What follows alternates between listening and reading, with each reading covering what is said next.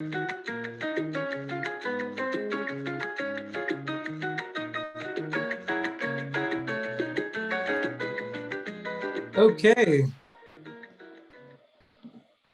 Thank you, everyone, for joining us. I'm Karthik Ramakrishnan, and I'm the MC for today. I'm the founder of API Data and of Census Legacies. I also serve on the Census National Advisory Committee. Many other connections about why the census and the American Community Survey is important to me personally and professionally, but we have a very short amount of time, and we're going to go through a lot. As we get started, I would ask that you please type your name and affiliation in the chat. I'm also going to introduce my colleague, Carla Lopez Del Rio, who's going to drop the pre-event survey in the chat as well, or someone from our team will do that, and say a little bit about herself. She's the Associate Director of Census Legacies and the Center. Carla. Thank you so much for coming. This seems like a dream for us, being able to share this information with your institutions and your organizations. Thank you for the work that you're doing out there. My name is Carla Lopez Del Rio. I'm the Associate Director at the Center for Social Innovation and also the Associate Director for Census Legacies. Big passion for census. Like Karthik said, I can't really go into my background to share this, but we would love to keep you engaged and show you some of the great tools that even the Census Bureau has. We have an event coming up that I don't know, should I share now, Karthik, or are we not going to share later? We can share it later, but it's going to be on November 3rd, and we'll share more information in the chat. And it's part of our survey where you can sign up to learn more. That's right. All right. Thank you so much. We hope to see you soon. Great. Thank you, Carla. So this is going to be a pretty intense and packed learning session, and we want to save plenty of room for engaging with you in terms of the kinds of thoughts and ideas you have. And there's a variety of folks in the room, as you can see from the chat, folks that are in civic engagement and voting rights and civil rights organizations. We have funders in the room as well as applied researchers in the room. What we'll be talking about today is why the American Community Survey is important. We're going to talk about a model for engagement on the ACS from Minnesota. That's a promising example. And in fact, our Center for Social Innovation and Census Legacies is doing a case study on Max, and Joe Neymark from Max will say a bit more about her organization. And we really hope that will be useful in the field to make sure that it's not just Minnesota that is organizing on the ACS in this next decade. Initially, I thought we could get 5 additional states by 2025 to organize. I made the mistake, and I say this in the most jovial terms possible, of talking to Sue Van about it. And Sue Van from the Wallace H. Culture Foundation said, 5 states? We're in so many more additional states than that. We can easily clear 5 additional states by 2025. So I know that there are a lot of grantees of the Wallace H. Culture Foundation and the API and AIAN communities that are here.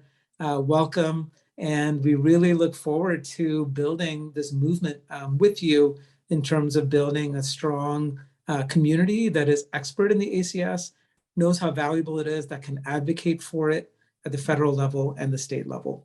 I'll just say a couple of other things before turning it over to Jim Tucker. We know that data is so essential for our communities, and especially as a founder of API Data, we started knowing that data was so valuable for communities in terms of grant applications, in terms of policy advocacy, in terms of planning, in terms of service delivery. Many of our communities have been fighting for disaggregated data and accurate data for decades, which is why our communities pay so much attention to the census, to the ACS, to the current population survey, and other data collections. You know, it's a saying, and many researchers say that data is fundamental to advancing a civil rights agenda, because if you don't have the data, we're rendered invisible, we are ignored, we're not taken seriously. At our center, we built a framework called DNA, which is data, narrative, action. And that informs almost everything we do. And I would say that informs what we're doing with our Census Legacies work. Right, so the data is important in terms of understanding inequity, but there's also the fight for data equity to improve data collections.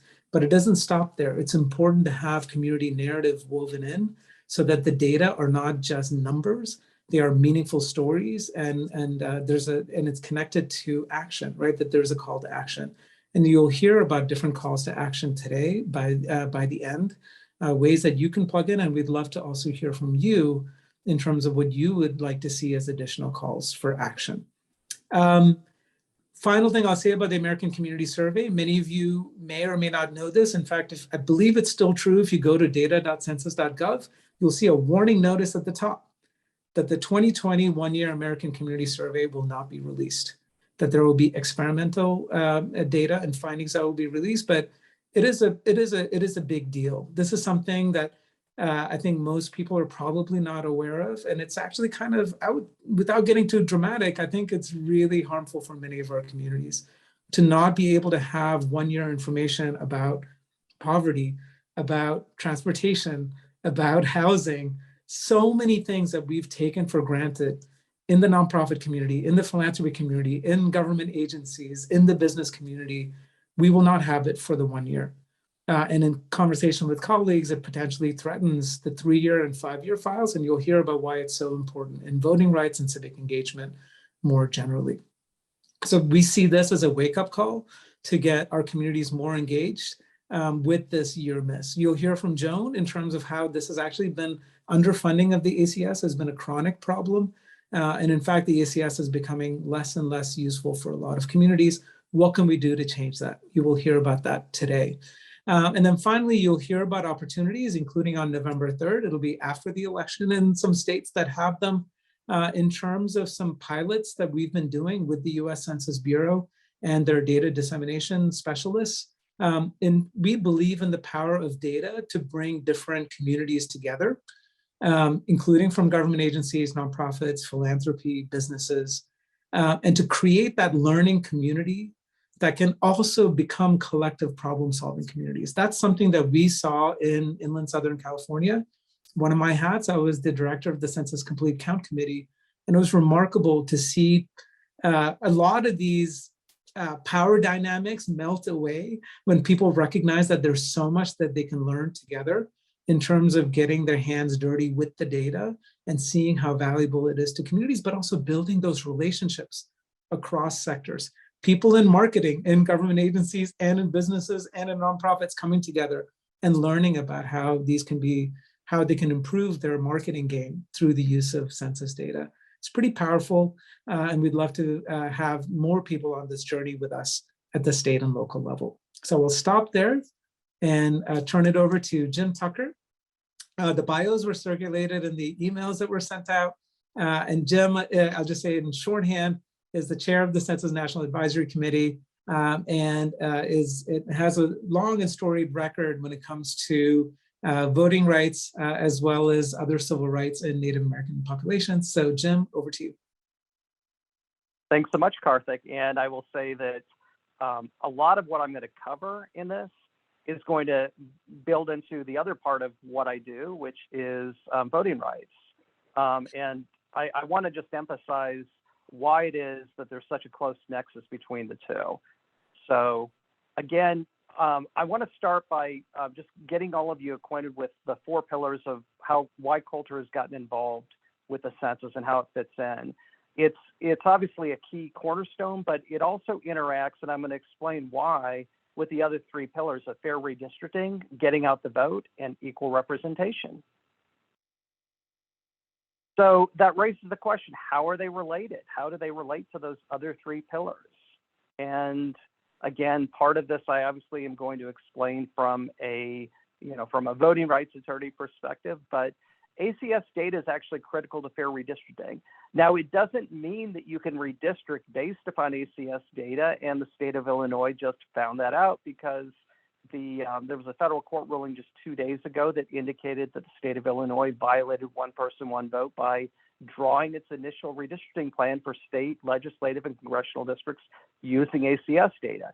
Even the Census Bureau says you can't do that because they're estimates and they're not as accurate as the total population counts from the decennial. But the key thing is that CVAP actually plays a role because we have to know, especially for emerging minority populations, what percentage of those are actually citizen voting age population, so that we can know when you're drawing majority minority districts that you're actually drawing effectively performing majority minority districts, And that's just because there's such a large non-citizen population that you have to take into account. Now, in terms of the third pillar, assisting voting, it seems a little strange, like how can ACS data assist voting? Well, part of it is something we're actually going to see later this year. Every 5 years under federal law, the director of the Census Bureau, working in connection with the Attorney General, is required to issue the Section 203 language assistance determinations. Those are based, according to the statute, on the 5-year population estimates from the ACS, using specifically the citizen voting age population data, the limited English proficiency data, and the illiteracy data. And it helps identify places that have to provide language assistance for literally millions of LEP voting age citizens. But the other part of it is that when you're targeting efforts for get out the vote, it actually can help you identify within your community places that you're going to see socioeconomic barriers that impede participation in voting, like lack of transportation, illiteracy, and so forth. So the final pillar is equal representation. And ordinarily what we're talking about in the big picture is getting minority candidates elected to office so that the legislative bodies actually fairly reflect the diverse demographics of the country. But the other part of it, and this is why I get really excited when I talk about this, because this is the other thing I do in my day job, is we have to use ACS data for challenge to methods of election that prevent us from securing equal representation. Just give you a few examples of how ACS data is used. It helps us identify the present effects of past discrimination. In many places, especially in Western states, distances can actually impede minority candidates from successfully running for office. It can help identify minority communities that have inadequate resources. It also identifies other issues that can actually be barriers to registration and voting. And then, of course, you have discrimination in other areas that forms the basis of what we have to prove under Section 2 cases under the Voting Rights Act. And then finally, it can actually help identify parts of the community that have been less responsive to the needs of the minority communities. So this is going to be the transition point where I'm going to be the segue to our next speaker. There are really kind of two things that we're going to be talking about today. One is sort of the policy concerns, and I have that broken down into two. The first is Congress. Karthik already mentioned the funding issues. The other issue that's always been of concern to us in the voting rights world is that if the ACS is not funded adequately, it actually could lead to the elimination of language assistance under Section 203 of the Voting Rights Act. And then you can see other ways that the ACS is underfunded. We don't really see as many field tests as we do for decennial. There's virtually no publicity about it. The outreach, it just pales in comparison with what you see for the decennial census program, even though there's so much data that we get from it. And then the other thing is it's done to such a small sample size that it places at risk the data and the quality of the data in times like we saw last year, where again, you don't have a good enough response. The other part is going to be the Census Bureau. I'm not going to spend a lot of time on this because, as Karthik mentioned, we'll discuss it. But the two ways to provide input to the Census Bureau are through the National Advisory Committee meetings. The next one will be the NAC meeting the first week of November. And then, of course, the other thing that for any of you who get Terry Ann Lowenthal's emails, you're going to see regular notices placed in the Federal Register asking for public feedback on census programs. And then the final piece, and you're going to hear a lot about this for the rest of the program, is expanding partnerships. And specifically, we need to improve the resources that are being directed for the ACS. That includes educating and outreach to populations to get them to complete the survey. And we also need to improve the language resources. And with that, hopefully I'm still on time, and I'm going to turn it back over to Karthik. Great, thank you, Jim. And I know we're quick on time. I'll just give you one example. There's a lot that's presented to you today. Consider this the first of additional trainings. I mean, essentially, if we're going to be creating a movement, we all need to get educated, and I consider myself among them as well. Now, I've been involved with the census and ACS both as a user and as an advocate for over a decade now, but there's still so much more to learn. So we're going to tier it out over the next several months in terms of doing this. But just one quick thing to show how this is so important.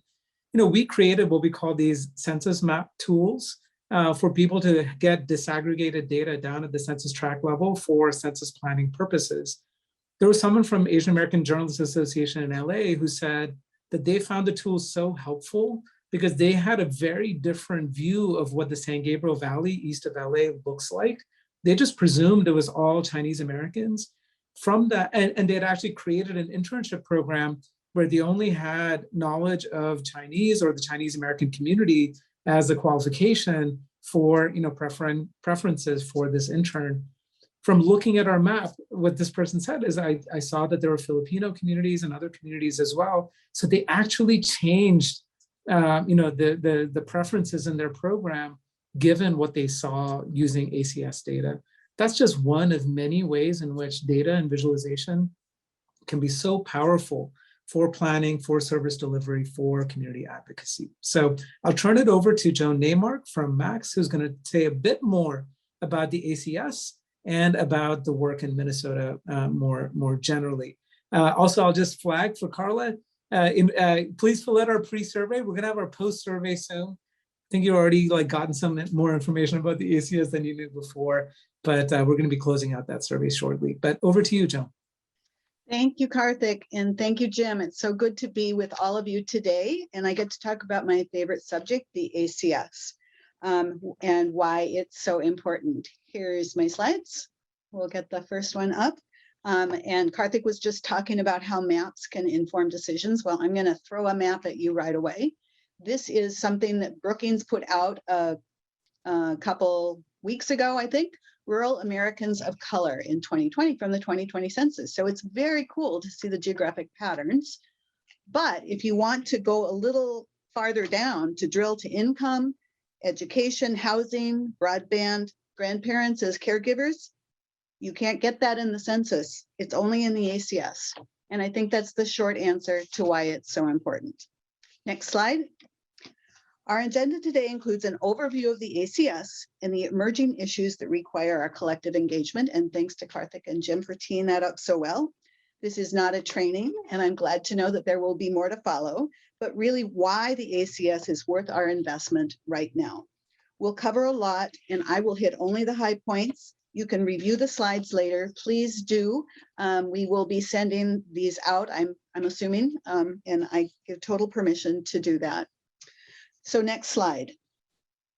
These slides are from Terry Ann Lowenthal. I know she's on the call today, so Terry Ann, I'll say thank you. I grabbed slides from other national pillars and partners, and so I'm appreciative to be able to lean on her work, on their work.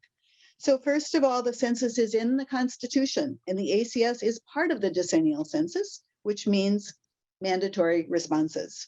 You all should know by now that self-response means more accurate data. The goals for the ACS launch initially included improved decennial response rates and more timely data for small areas, and that worked. Next slide. The ACS was known as the long form from 1940 through 2000, so this isn't a new thing. It sampled 17% of housing units. It was relaunched as the American Community Survey in 2005. And since then, it has provided annual data, think about that, instead of every 10 years. So data users everywhere celebrate. Next slide. The current ACS sample size for our very large country is 3.5 million housing units. Most households will never see the ACS, and for that reason, it's hard to do a broad get out the count campaign. The sample size hasn't changed for a decade, even with growth in population and diversity. The 44 population and 24 housing topics provide very rich content, but your voices are important to say. Our community matters. Respond if you get the survey. Next slide. The ACS is in the field year-round, not at a single point in time. That also makes it hard to advertise. Non-response follow-up is for only 1/3 of non-responding households. There is language assistance. Every congressional office gets 5 calls a year asking if it's legit or if it's a scam. So it's on their radar.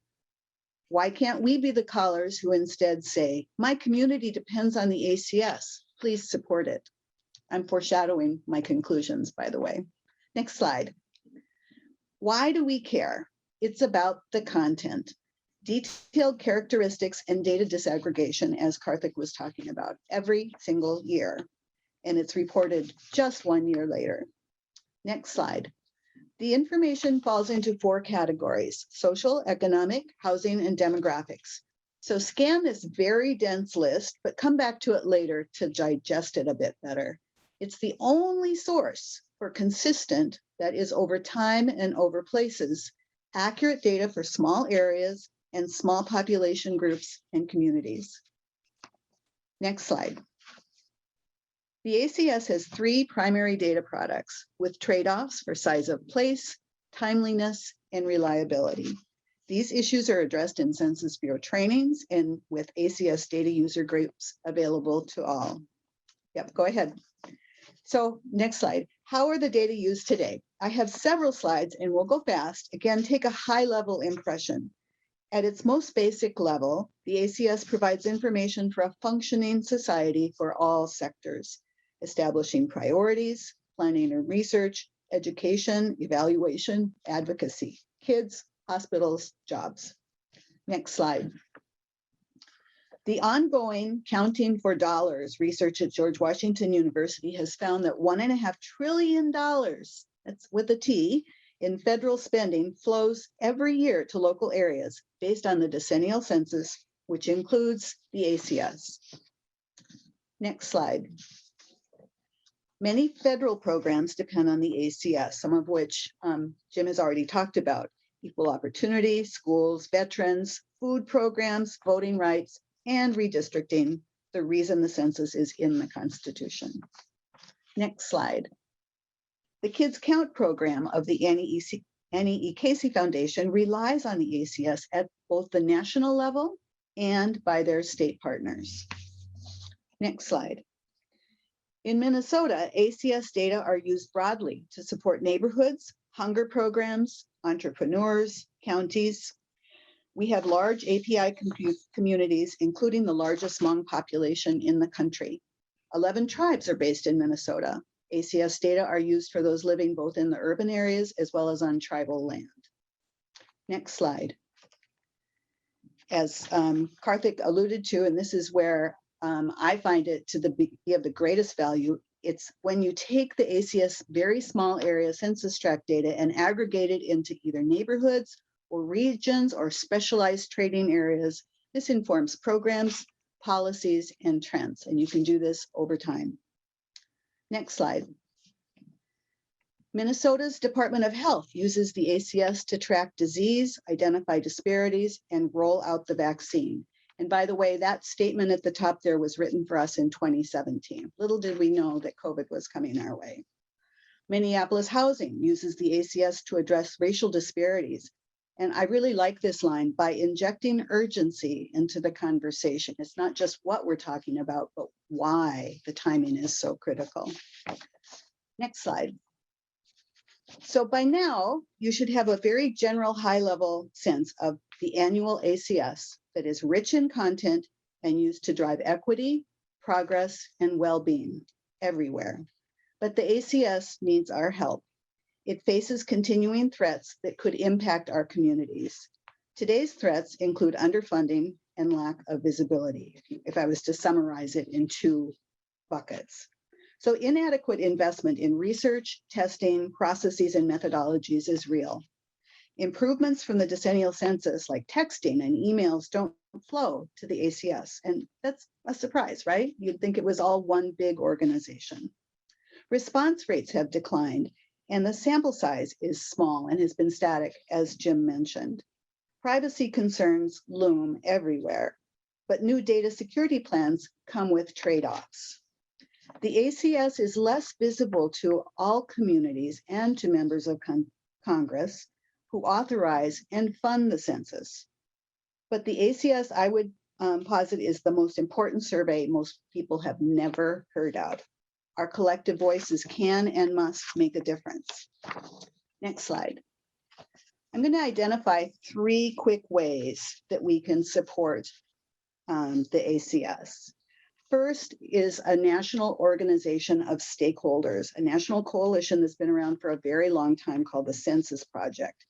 It engages stakeholders and policymakers as an honest broker, trusted convener, and nonpartisan advocate. Like I say, they've been at it a long time. Next slide. Their current priorities include the ACS. Wahoo! So please learn more and get involved. Without the Census Project, MACs couldn't exist. They are a critical resource to all of us. Next slide. Now I'm going to talk about what we do in Minnesota. It's engaging local voices to support the ACS. We do that with both grassroots and grass tops individuals. And we reach out to our 10 congressional offices in Washington, D.C. and their district with multi-sector stakeholders telling stories about the value of the data. We develop relationships and are a go-to resource. It works here, but there are so many different ways it could work in your area. You don't have to be a census expert. Just know that ACS data drive actions in your community. The goal, I thought, was to have 5 more states doing this work in 5 years, but let's go for 10 or 20. We want company. We don't want to be the primary state doing this work going forward. Next slide. Finally, stay informed and be strategic about where to focus your energy. These refreshed data from the Census Bureau Respondent Advocate Office show ACS response rates on the bottom for congressional districts. The bigger map is 2019, the most recent data available. You can see the pattern is somewhat similar from 2016. And on the upper side by state. What do you think? Do you think these response rates match for the 2020 census? I believe there's a through line from ACS response rates to the decennial, and in this case, think 2030. Let's make sure our communities respond to the ACS and the 2030 census. Final slide, please. Thank you for your attention. Here is my contact info. I just have to say it's not hard work at all and is extremely generalizable. ACS stories are easy to find, and elected officials love to meet and hear from their constituents. Most stakeholders are surprised to hear how many others use the data. I hear that over and over and over. If you want to learn more, email me. I'd be happy to chat. There are lots of ways this could look, but the thing is to get started. Thank you. Great. Thank you, Joan. And I'll say that think of Joan as an early adopter, but we're talking about a movement that's going to grow pretty tremendously in this decade. You've heard of folks like Terry Ann Lowenthal, who's in the room and in the chat, and Mary Jo is here from the Census Project as well. We're really just honored to be in this company and to think that certainly with the number of API and Native American, American Indian organizations here, that we will be among the leaders in so many of these states to push this along. I'm really grateful for the Wallace Age Culture Foundation for believing in the importance of this work and being a leader among funders to say that this is going to be one of the 4 pillars of the work over the next several years. So with that, I'll ask Susan Racher from the Wallace Age Culture Foundation to come up and to speak on why this is a priority for the Culture Foundation, and then to also introduce Tony from Florida Tax Watch. Go ahead, Susan. Oh, you're on mute, Susan.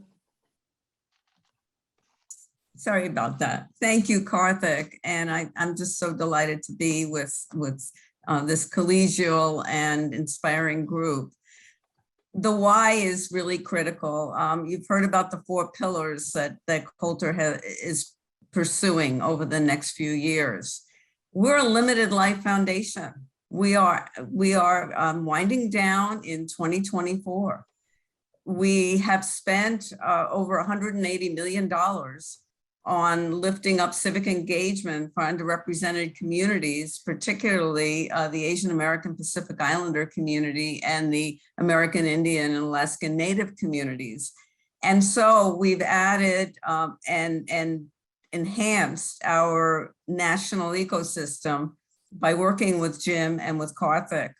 Jim, who is also an expert in the American Indian population, Alaskan Natives, and Karthik with AAPI data. ACS is really important, and I was involved with starting Florida Counts, the statewide census coalition, along with my partners at Florida Philanthropic Network, Florida Nonprofit Alliance, and a number of other organizations.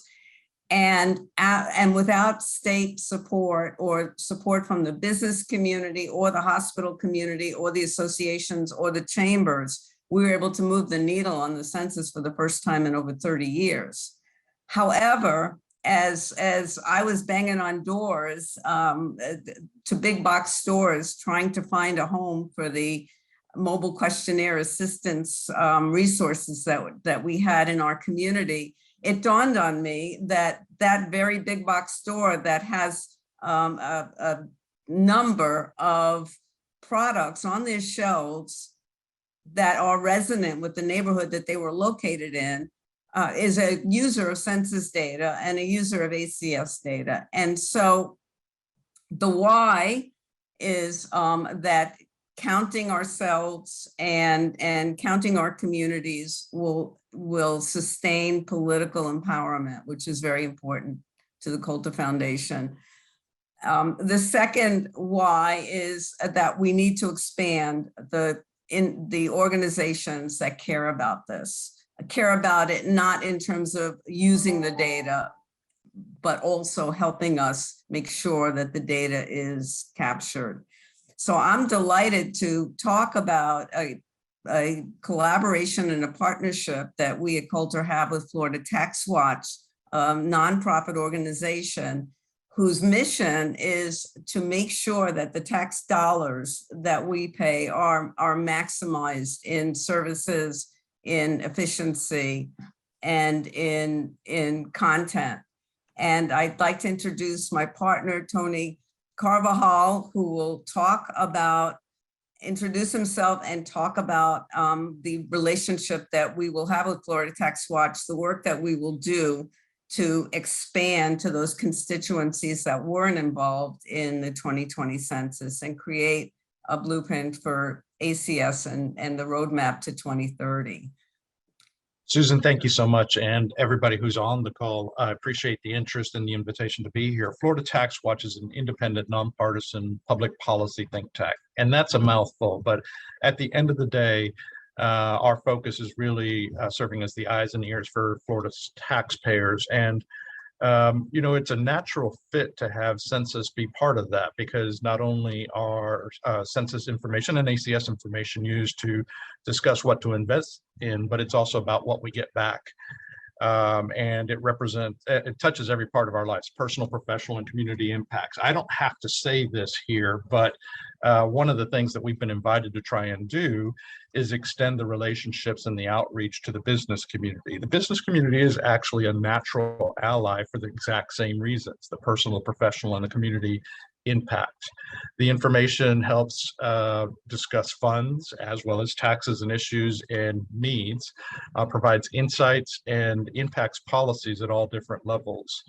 And one of the things that I think Susan was alluding to was that business should be at our side as we're trying to connect and expand not only the census, but the ACS, in part because they care about the information, but also because they're fantastic conduits to the employees, to the communities, and to elected officials.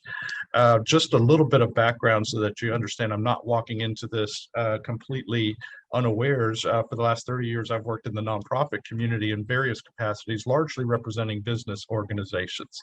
But during the census period, I was in this unusual situation where I changed jobs a few times, all by my choice, just in case anybody's wondering. But I also had some volunteer roles that put me in some seats with the Florida Nonprofit Alliance, the Florida Philanthropic Network. I, for a short period, ran a grantor organization.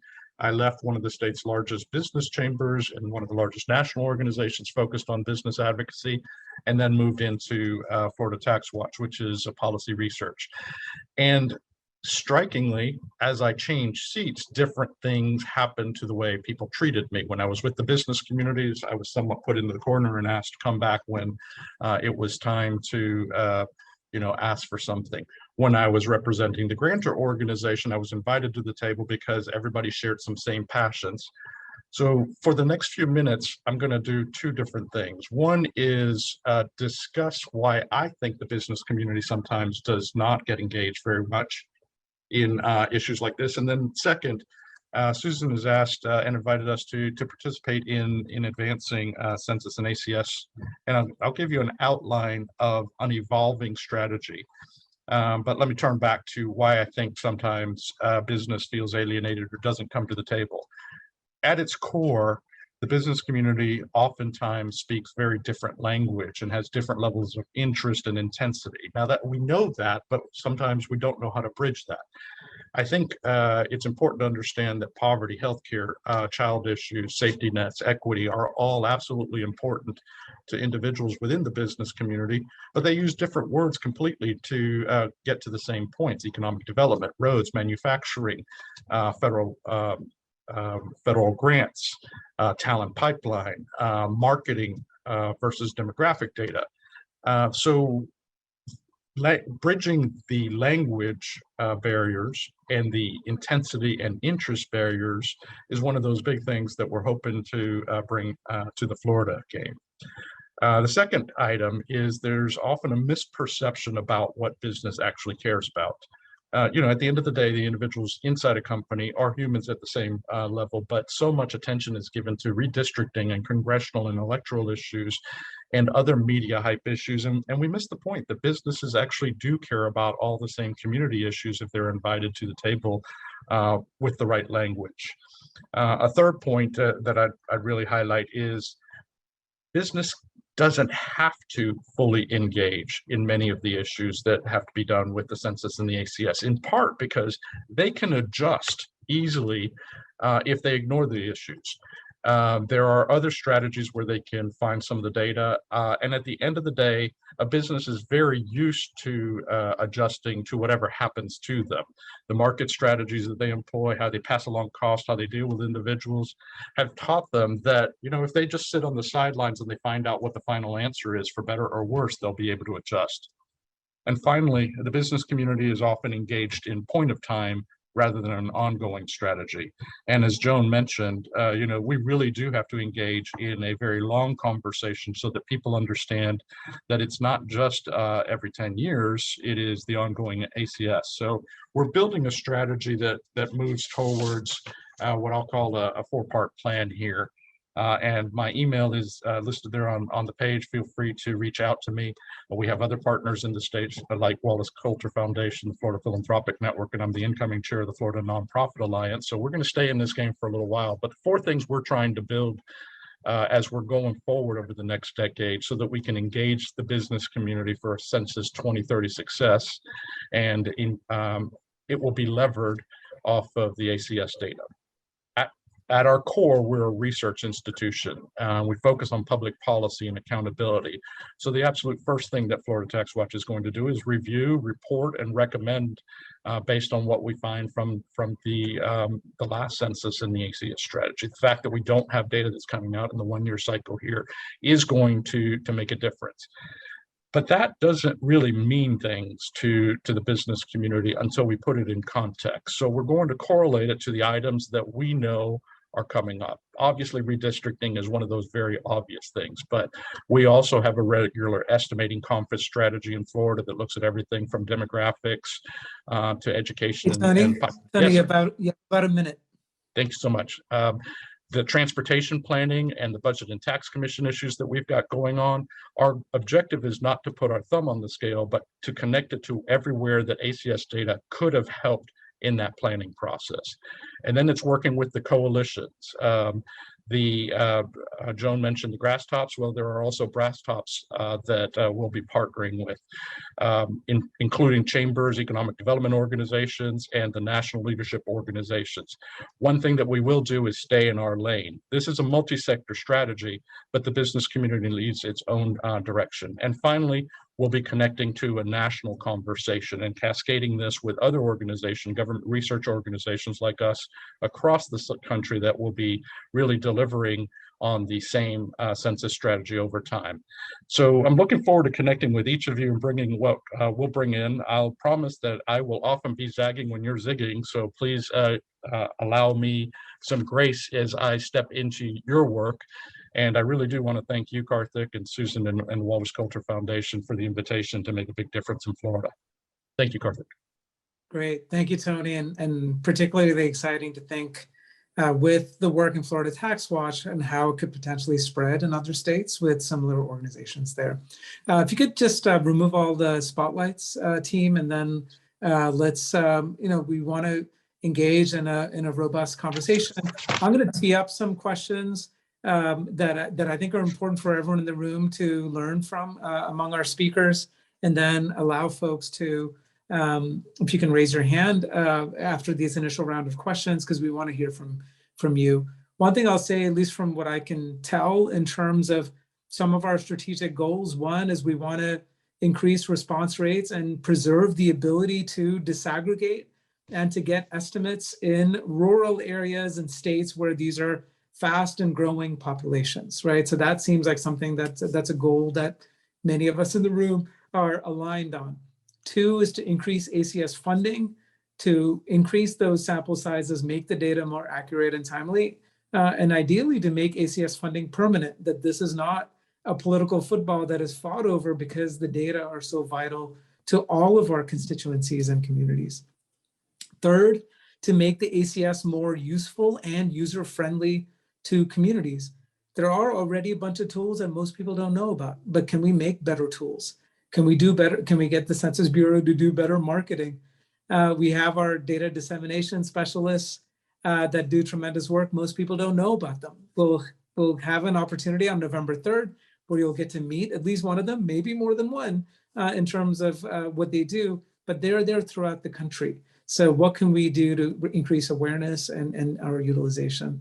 And then community partnership specialists, they were kind of like, they ramp up a year or two before the decennial, and then there's like, they ramp down tremendously.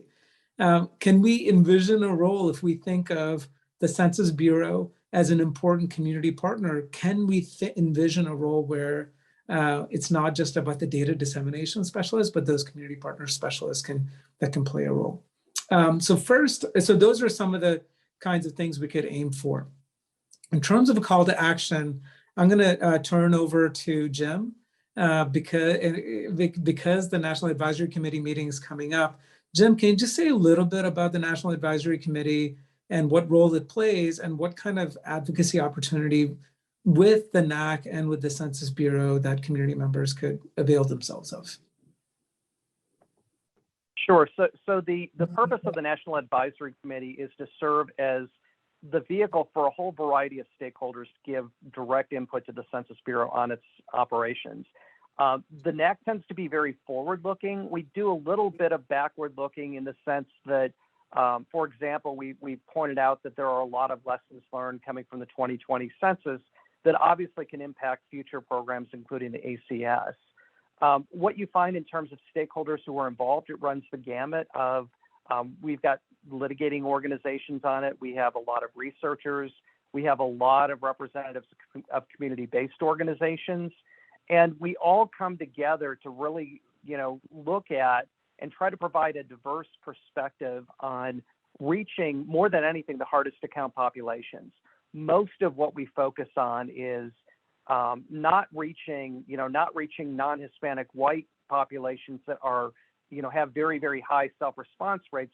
We are specifically targeting what are the programs that we need to put into place to try to reach those hardest to count population groups, whether it's language issues. I know I saw Bill O'Hara's on. Age is obviously a huge factor that cuts across every demographic group, every racial and ethnic group. We have geographic issues. It's certainly true. Certainly in Minnesota, Joan sees that with a lot of the tribes that are very remote there. That's the story we have in Alaska and so forth. And it really, in terms of the public giving feedback, one avenue is to connect with NAC members. I always view my role as being someone who isn't just there as chair, but also to do a lot of outreach to the American Indian and Alaska Native community. And to that end, one of the things that we do is we have monthly calls so that I'm able to glean a lot of information, pass a lot of information on about census operations and get feedback that we can turn into recommendations. I would encourage everyone, if you have a chance, to watch the NAC meeting that's scheduled on November 4th and 5th. You will find that some of it's very, very technical, but if you get through that, and I really encourage you to just kind of marshal through and get through it, you can learn a lot, and you find out just how many of these programs that oftentimes people don't know about affect the quality of the data and how the count is being done. And then the other part of it that, as I mentioned during my remarks, that Terry Ann Lowenthal is very good about doing is publishing the Federal Register notices. They will specifically ask for feedback on, particular census operations, whether it's data quality issues. We had a lot of Federal Register notices pertaining to the race and ethnicity standards. I would assume that, and I think it's a fair assumption, that you will end up seeing a lot of Federal Register notices on updating those race and ethnicity standards as soon as we get a director of the census confirmed, because they're outdated, they're a quarter of a century old, and they count a lot of people as white that don't count themselves as white. So hopefully that answers it. But definitely tune in and also connect with a lot of the other folks who are on this particular call, because there's a lot of feedback that we can share internally to really give that a lot of good information that the Census Bureau needs to connect to those hard to count populations. Thank you, Jim. And I'll echo that, folks. I mean, even what you've learned today, it's probably coming at you so fast. It's not going to be a one-shot deal. And over time, what I'm particularly excited about, and just seeing, and most of you don't have your camera on, but I know many of you, to think that you are going to be experts on the ACS within a year, I would say even in a matter of months, and are going to be such strong advocates for why these data are so essential to our communities. We're going to dramatically expand the field of the number of people that are submitting comments, but these are not going to be ignorant comments. These are going to be well-informed comments. And I hope the Census Bureau is prepared for the level of interest that's going to be generated from the folks in this room. I saw that at one point we were over 100 attendees with this recording. There are going to be additional people that are going to be tuning in. I'm going to go to Joan next to ask about, what is under Congress's purview. The core to your strategy was to engage the congressional delegation in Minnesota so that they all knew how important the ACS was and to fight to preserve funding. Now we're going to talk about expanding funding and making it permanent. Any thoughts about how to effectively engage Congress in this work? Thank you. And again, thanks to all the speakers here today. This is a big topic, but it's actually can be boiled down to a fairly simple one. Congress is really the only group who can authorize the work that the Census Bureau does and fund it. And so that's why we've had this very laser focus on making sure Congress understands the importance of this work. Frankly, the census never comes up in their top priority list. If you ask any member of Congress what's on your policy agenda, it won't be census. In fact, a few years ago, I saw Senator Klobuchar and I said, thank you for your support for the census. And she said, I can tell you honestly, no one has ever said that to me before.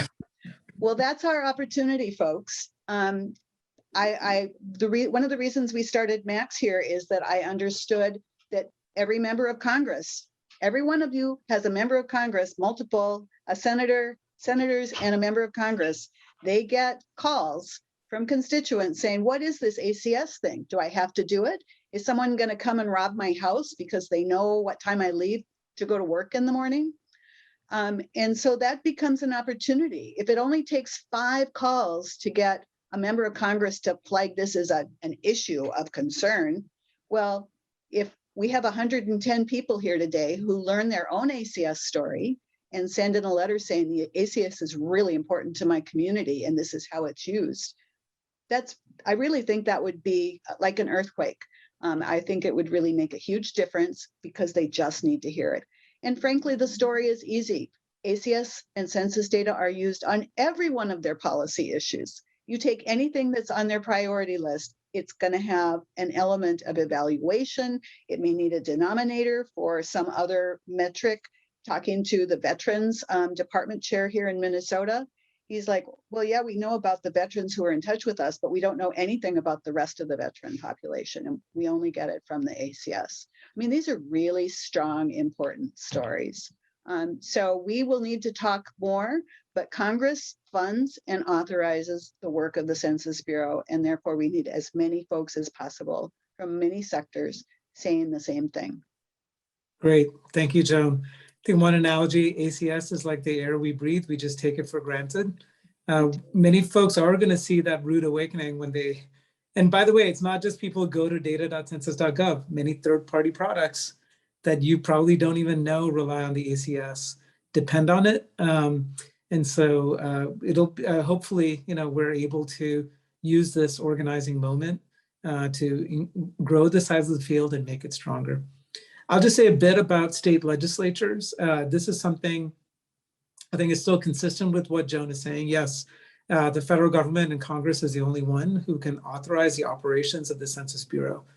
We have seen that state governments, local governments, and philanthropy at the state and local level can also play a helpful supportive role. So the kinds of trainings that we are doing here would not be possible without philanthropy underwriting it or businesses investing in it. And so we're going to be making a case, including in Minnesota. By the way, one of the things you may or may not know about Minnesota is that they were able to retain a congressional seat by 26 residents in the state of Minnesota. Now, I don't think it was, and Joan herself says there's no way it was just Max and what it did. It took a massive effort, but it's those things at the margins. By contrast, New York lost a congressional seat by a couple of hundred residents that didn't get counted. So just see the power. Any elected official who understands how their future power, the power of their region, I mean, so this matters for redistricting within states as well. This kind of year in and year out awareness about the work of the US Census Bureau and how vital it is for our communities is so essential moving forward. And to have state legislatures, state government agencies, including departments of finance, state demographers, and legislative committees and others understand how vital this is going to be important. And so that's something that we are going to be building with Census Legacies, is to build on the great work that Max had done with that laser focus on the congressional delegation. And even in what Max had done, right? They have other state agencies and folks that are aware and engaged in that work. So we're hoping that come 2028, it will not be a cold call or a cold conversation with key members in legislative bodies to say that you need to invest in census outreach. By the way, many of them, if you're trying to get their attention, the time to get their attention is now, but they're not going to pay attention to something in 2030. But if you say that you have certain members in your state legislative district that are not going to be well served because we missed the ACS this year, or if we continue underperforming in rural areas or in Asian American communities, Native American communities, other communities of color, that will make a huge difference for them to get educated and be seen as champions of the ACS. So watch out for that. And then finally, we're going to have data and learning opportunities. So I'm going to ask Carla to say a little bit about this November 3rd event, and then we'll open it up to conversation. Go ahead, Carla. Thank you so much, Karthik. Prior to coming to the center, I had the opportunity to work at the US Census Bureau and discover a program called the Data Dissemination and Training Program. This is an evergreen program that has been established for communities to be able to access the data that we work so hard to collect, to be able to get that data and then pull back investments into our communities. We are doing a training in partnership with the Census Bureau, helping them showcase the tools that are available to your communities and for them to do live demonstrations, sometimes with the data that you propose during the training, so that you can see how powerful it can be to add this data to your grant writing and to make it really strong and to really make those connections. So we hope that you can join us on November 3rd. It'll take about an hour, and hopefully what will happen there is that we will connect you to your own data dissemination specialist at your own state, And then that dissemination specialist can set up trainings for your own communities. We hope that this is a contribution to strengthening your regions and to continuing to develop partnerships from here until 2030. Great. Thank you, Carla. So we have about 5 minutes left. We have a post-event survey, so they'll drop that in the chat. Please fill that out. And then, folks, you've been very patient. There's a lot that you've absorbed. People have been typing away in the chat. But any thoughts and reactions? I mean, this is new for a lot of us. Any concerns in terms of, I mean, maybe your organization has too much on its plate, and to become expert on the ACS, you think, you know, really, am I going to have the time to be able to do this? I just want to, give us, praise as well as concerns about what you might have entering into this work over the next several months and possibly years.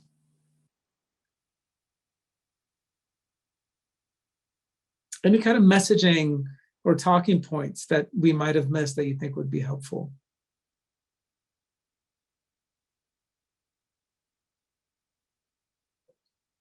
So while we're waiting for that, I guess I'll just raising her hand. Oh, sorry, who did? Sue Van. Oh, Sue, go ahead, Sue. Yeah, first, everybody who has signed on, that's all the culture anchors from our American Indian and Alaska Natives partnership, both the national and the state anchors. Thank you, thank you. Yvette, I see you, and Ashta and Tinjin and Cheryl, I see you guys. Thank you to all my AAPI culture conveners from the AAPI partnership for attending. So you saw from Jim, these are the 4 pillars. You might think, okay, how do we do that? How do we come up with these 4 particular pillars? To be candid, guys, it bothers us as much as it bothers you that we're sunsetting. And what we had to say to ourselves is we got 3 years left. We got 3 years left to make sure that that's not only the money or the investment that culture has done, but all the time, to be candid, the family, all the caring, all the mentoring, all the special relationships that we have built with the API community since 2010, with Indian country since 2018. What we wanted to do was focus on these 4 pillars because they will be the gift that will keep on giving. Those are the 4 areas. If we work on it together with intensity and with intention and with a focus, is because we will not be here for Census 2030 for you. Therefore, all of the things that we are working on is to help ensure a 2030 census without culture, because you guys did fantastic, both of the communities for Census 2010, despite a raging, disgusting pandemic and the cause of anti-Asian hate. I would say to you, the population from the Native Americans went from 5.2 in 2010 confirmed, and we all know that's low, to 9.7 in 2020, and we know that's still low. And for the API community to have the highest self-response rate among the BIPOC community and also have the highest voter surge, we can do it, guys. We can do it. We can work together. We have a purpose. We have a goal, and we got 3 years to make it happen. And I have the full confidence in the power of partnership within these 2 communities. We can do it. We can really make a mark. And then, to be candid, I will not feel bad, because I think that we have focused on these 3, 4 most important things for your communities. And I think that we will leave you in fantastic, sustainable position to have the political power that you deserve. So that's what I would like to say. Thank you. Thank you. Thank you, Sue. And I think we're ready. We're inspired. There's a lot to be done. And please sign up for that November 3rd training. Please fill out this survey. And Jim and I will be there on November 4th and 5th for the National Advisory Committee. And again, if you find yourself lost for something like 2/3 of what is said, please, as Jim said, please soldier through that, persevere through that. You will find yourself that it is time well spent. because there are major decisions coming down the pike in terms of the race and ethnicity question, for example, in terms of the threats of our communities not being counted, not having data put out about our communities, either because of census operations more generally, or because of these errors, the error bars that you see where they cannot report out on communities because the sample sizes are too small. Those problems will get worse unless we take corrective action. So this is not, don't think this is just something for like census nerds and data nerds to care about. If you're a nerd about community and you care about our community's voices and our interests being represented, you have to remain engaged and involved. So we thank you all for your time today. I think we're going to grow special powers as a movement through this work. And I'm really honored that the Culture Foundation is among the first, but hopefully not the last, among funders. I saw many state funder groups on the call today. I hope that this will be a movement that will go well beyond the investments of the Culture Foundation and its various grantees. So thank you, everyone. Carla, if you would just want to drop that link in the chat again, and also remind people on November 3rd, you can go to censuslegacies.org and sign up for our mailing list where you will get updates about these events. And we hope to see you on November 3rd at that training, as well as November 4th and 5th for the NAC meeting. So we held that training after Election Day in many of those places. So we are not going to bother people before Election Day in some states. Okay, Great. Thank you, everyone. everyone. Thanks.